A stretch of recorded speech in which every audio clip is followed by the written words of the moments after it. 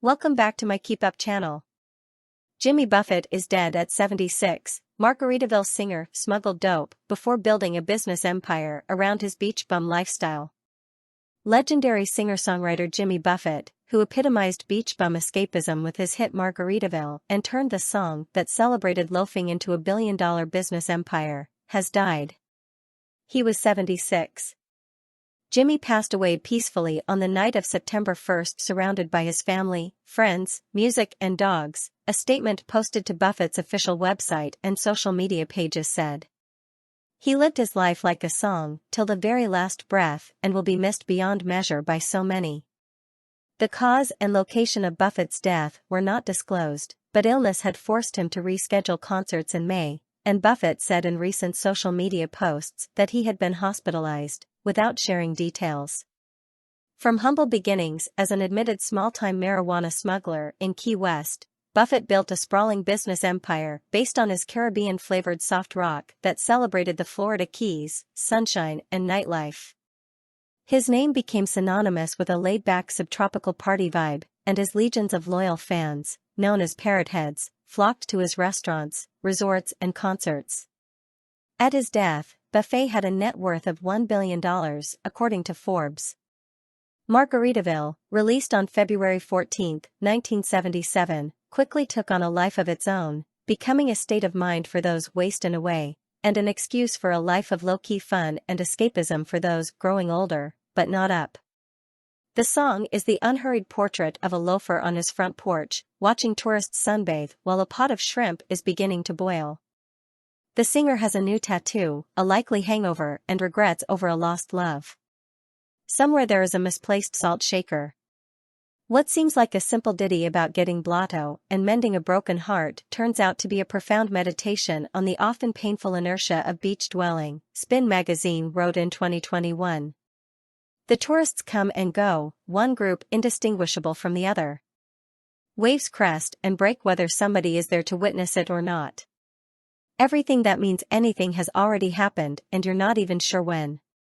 The song, from the 1977 album Changes in Latitudes, Changes in Attitudes, spent 22 weeks on the Billboard Hot 100 chart and peaked at number 8. The song was inducted into the Grammy Hall of Fame in 2016 for its cultural and historic significance, became a karaoke standard and helped brand Key West, Florida, as a destination known the world over.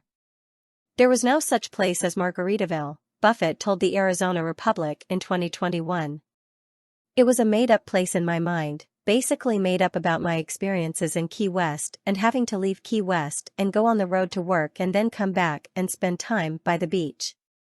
Today, however, there are at least 23 Margaritaville restaurants, as well as hotels, casinos, and resorts operating under the brand, and a $1 billion retirement village in Daytona Beach, known as Latitude Margaritaville. Buffett leaves behind his wife, Jane Slagsvold, whom he's been married to since 1977, and 3 children, Savannah, Sarah, and Cameron. James William Buffett was born on Christmas Day 1946 in Pascagoula, Mississippi, and raised in the port town of Mobile, Alabama. He graduated from the University of Southern Mississippi in Hattiesburg, Mississippi, where he studied journalism, and went from busking the streets of New Orleans to playing 6 nights a week at Bourbon Street clubs. Intent on becoming a country music singer, he moved to Nashville, where he released his first record, Down to Earth, in 1970 and sold just 324 copies. In 1972, leaving behind a failed marriage and a disappointing music career in Nashville, he moved to Key West, where his official bio says he helped to support himself by smuggling a little marijuana from the Caribbean. He kept releasing albums on a regular yearly clip, with his 1974 song, Come Monday, from his 4th studio album Living and Dying in 3/4 Time, peaking at number 30. Then came Margaritaville in 1977. Buffett has said he was actually in Austin, Texas, when the inspiration struck for Margaritaville. He and a friend had stopped for lunch at a Mexican restaurant before she dropped him at the airport for a flight home to Key West, so they got to drinking margaritas. And I kind of came up with that idea of this is just like Margaritaville, Buffett told the Republic. She kind of laughed at that and put me on the plane. And I started working on it.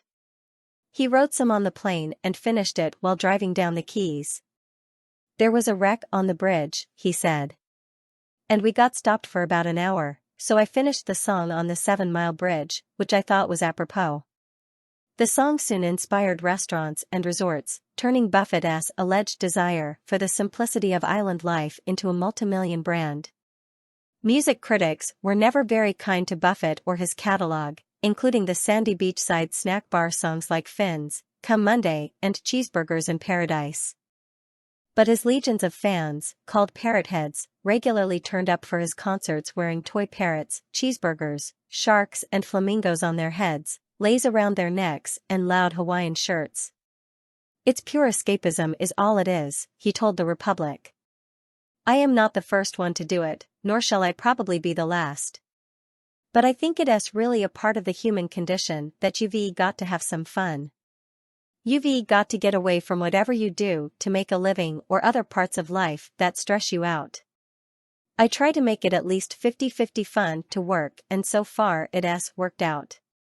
His special Gulf Coast mix of country, pop, folk and rock added instruments and tonalities more commonly found in the Caribbean, like steel drums.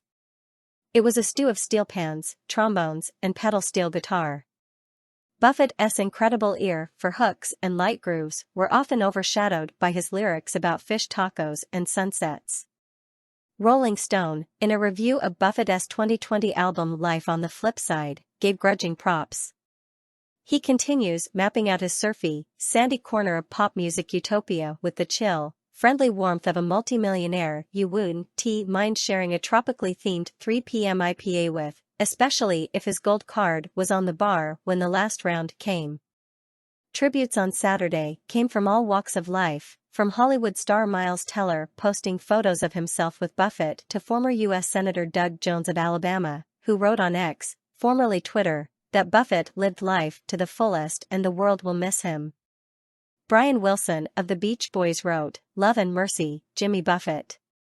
Behind the laid-back exterior, Buffett was an admitted workaholic. He expanded his business into novels, nightclubs, and many other ventures. Buffett's evolving lifestyle brand began in 1985 with the opening of a string of Margaritaville-themed stores and restaurants in Key West, followed in 1987 with the first Margaritaville cafe nearby. Over the course of the next 2 decades, several more of each opened throughout Florida, New Orleans, and California. The title of Buffett's most popular song showed up on restaurants, clothing, booze, and casinos. He became involved in such products as Landshark Lager, the Margaritaville and Cheeseburger in Paradise restaurant chains, boat shoes, salsa, hummus, tortillas, dips, tequila, and blenders. The Margaritaville Cafe on the Las Vegas Strip was said to be the top-grossing restaurant in the nation. There also was a Broadway-bound jukebox musical, Escape to Margaritaville, a romantic comedy in which a singer-bartender called Sully falls for the far more career-minded Rachel, who is vacationing with friends and hanging out at Margaritaville, the hotel bar where Sully works. Buffett was chairman of Margaritaville Holdings, based in Palm Beach, Florida. He had a restaurant and a casino in Vegas, a casino in Mississippi, and a hotel in Pensacola Beach, Florida, but the exact scope of his empire was a secret. Margaritaville Holdings LLC didn't disclose its finances, and he usually declined interview requests. "I'm not about to apologize for being a good businessman," Buffett told the Washington Post in 1998. "Too many people in music have ruined their lives because they weren't. I'm not a great singer, and I'm only a SOSO guitar player.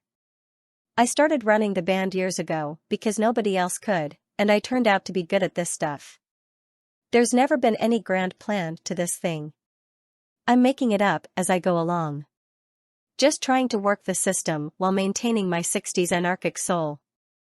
Buffett performed on more than 50 studio and live albums, often accompanied by his Coral Reefer Band, and was constantly on tour. He earned 2 Grammy Award nominations, 2 Academy of Country Music Awards, and a Country Music Association Award.